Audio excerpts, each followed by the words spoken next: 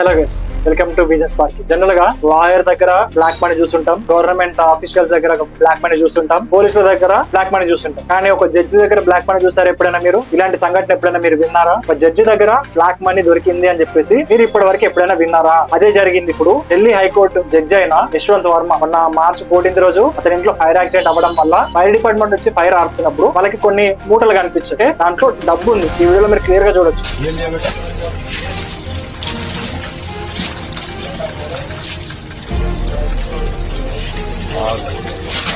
అక్కడ డబ్బు అనేది ఉంది. సో ఆ డబ్బు అనేది ఎక్కడి నుంచి వచ్చింది, ఆ డబ్బు ఎక్కడిది అని చెప్పేసి జడ్జి గారిని క్వశ్చన్ చేసినప్పుడు ఆయన దగ్గర సమాధానం లేదు. ఇది ఎక్కడి నుంచి వచ్చిందో నాకు తెలియదు అని చెప్పేసి అంటున్నారు. జనరల్ మీరు ఒకటి గమనించాలి, అదేంటి అంటే ఒక జడ్జి యొక్క సాలరీ అనేది పర్ మంత్ కి 2 lakhs 2.5 lakhs ఉంటుంది. అది హైయెస్ట్. సో ఇక్కడ ఈ జడ్జి గారి ఇంట్లో దొరికింది ఏంటి అంటే 15 కోట్లు, అంటే సుమారు 15 కోట్లు డబ్బు ఉండొచ్చు అని చెప్పేసి వాళ్ళు అంటున్నారు. ఇంత లేదన్నా ఒక 15 కోట్లు కావాలి అంటే ఆల్మోస్ట్ ఒక 10 సంవత్సరాల వరకు అలా కష్టపడితే గానీ వచ్చే అంత డబ్బు కాదు. అండ్ ఇంకొక విషయం ఏంటి అంటే ఇప్పుడు మన ఇంట్లోకి ఏదైనా వస్తువు వచ్చింది అంటే మనకు తెలియకుండా రాదు. నేను అనేది కరెక్టేనా కదా? ఏదైనా మన ఇంట్లోకి ఒక వస్తువు వచ్చింది అంటే మన ఇంట్లో వాళ్ళకి ఎవరికొకరు తెలిసి ఉండదు. వాచ్మెన్ కి సంబంధించి సరే మన ఇంట్లోకి ఏదైనా వస్తువు వచ్చింది, నార్మల్ గా ఒక middle class employee, middle class ఫ్యామిలీయో, నార్మల్ గా ఏదో మిడిల్ క్లాస్ ఫ్యామిలీయో లేకపోతే ఇంకేదైనా అయితే ఒక పర్సన్ ఇంట్లోకి, ఒక వ్యక్తి వాళ్ళ ఇంట్లోకి ఒక వస్తువు వచ్చింది అంటే అదొక వేరే విషయం. కానీ ఈయన జడ్జి చుట్టూరు చాలా మంది గవర్నమెంట్ సంబంధించిన సెక్యూరిటీ ఉంటుంది, గేట్ దగ్గర సెక్యూరిటీ ఉంటుంది, ఇట్లా పనిచేసే వాళ్ళు ఎప్పుడు నిరంతరం అక్కడే ఉంటారు. వీళ్ళందరికీ తెలియకుండా లోపలికి ఒక వస్తువు వచ్చింది అంటే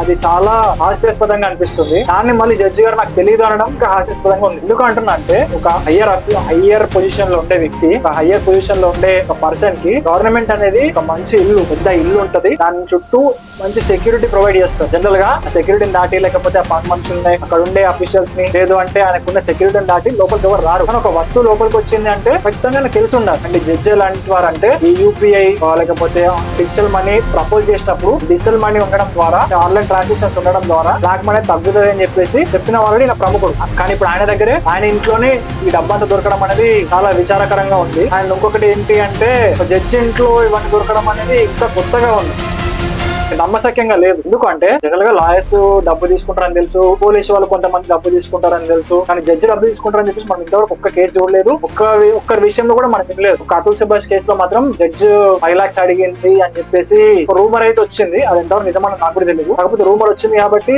నేను రూమర్ అనే చెప్తున్నాను, దానికి క్లారిటీ ఇవ్వట్లేదు. అండ్ ఇంకొకటి ఏంటి అంటే ఇది బ్లాక్ మనీ అని చెప్పేసి అనడానికి రీజన్ ఏంటి అంటే ఒకవేళ వైట్ మనీ అయి ఉంటే, కష్టపడి సంపాదించింది అయి ఉంటే బ్యాంక్ లో ఉంటుంది డబ్బు, ఇంట్లో కుప్పలు ఉండవు, అంతే కదా? మనం ఏదైనా సంపాదించడం అంటే మన ఇంట్లో పెట్టాం, వేరే కొంత పెట్టుకుంటాం, అంటే కొంత పెట్టుకుంటాం, లేదా లాకర్ లో కొంత పెట్టుకుంటాం. కానీ లాకర్ లో లేదు, వేరే పని మనిషి యొక్క అక్కడ ఉండే పని మనిషికి అలాట్ చేసిన రూమ్ లో ఉందా. సో ఇదంతా వేరే ట్విస్ట్ అయ్యేలా ఉంటే కేసు అంతా ఒక రకంగా వేరే దగ్గరికి వెళ్ళేటట్టుంది. దీని మీద సుప్రీం కోర్టు కూడా స్పందిస్తూ జడ్జిని ట్రాన్స్ఫర్ చేశారు. అంటే ప్రస్తుతానికి సస్పెండ్ చేసి, టెంపరీగా సస్పెండ్ చేసి వేరే ప్లేస్ కి ట్రాన్స్ఫర్ చేశారు. దాని మీద వాళ్ళు క్లారిటీ ఇచ్చారు. అదేంటి అంటే ఈ కేసు ఇన్సిడెంట్ బయటకు రావడం వల్ల దీన్ని ట్రాన్స్ఫర్ చేయలేదు, ముందు నుంచే ట్రాన్స్ఫర్ ఆర్డర్స్ అనేది ఉన్నాయి, కాకపోతే ఇప్పుడు ఇంప్లిమెంట్ చేశాము అని చెప్పేసి అన్నారు. సో సుప్రీంకోర్టు కూడా దీనికి సంబంధించి ఎన్ఫోర్స్మెంట్ డిపార్ట్మెంట్ కానీ సిబిఐ కానీ ఫర్దర్ ఇన్వెస్టిగేషన్ కి ఆర్డర్స్ ఇచ్చింది.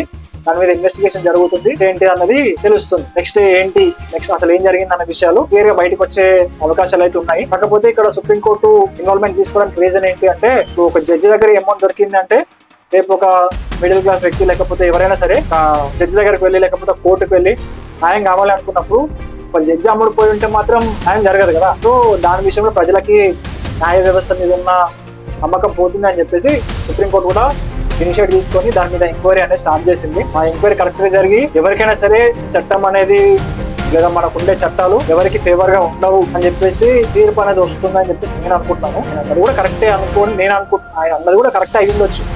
నాకు ఏం తెలియదు అన్నాడంటే ఇప్పుడు అతను తెలియకుండానే రావచ్చు.